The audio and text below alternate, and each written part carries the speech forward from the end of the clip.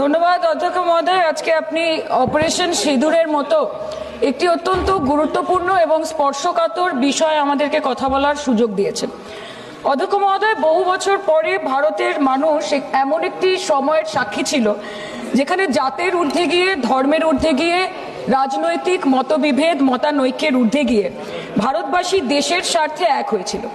ধনী ভারতবাসী কিংবা দরিদ্র ভারতবাসী, হিন্দু কিংবা মুসলমান ভারতবাসী, শিখ কিংবা খ্রিস্টান ভারতবাসী, আস্তিক কিংবা নাস্তিক ভারতবাসী, মক ড্রিল থেকে শুরু করে ওয়ার ফুটিং এ প্রস্তুত ভারতবাসী সকলে মিলে একই সুরে গেয়ে উঠেছিল कि तेरी मिट्टी में मिल जावा गुल बनके मैं खिल जावा है इतनी सी दिल की आरज़ू। মহোদয়, আমরা ইন্ডিয়ান আর্মড ফোর্সকে শুভেচ্ছা এবং অভিনন্দন জানাই, কিন্তু এর পাশাপাশি থাকবে আমাদের দেশের প্রধানমন্ত্রীর উদ্দেশ্যে কিছু প্রশ্ন, যেগুলো শুধু আমি একজন এমপি হিসেবে বা আমার পার্টির পক্ষ থেকে করব না, করব 140 কোটি ভারতবাসীর পক্ষ থেকে।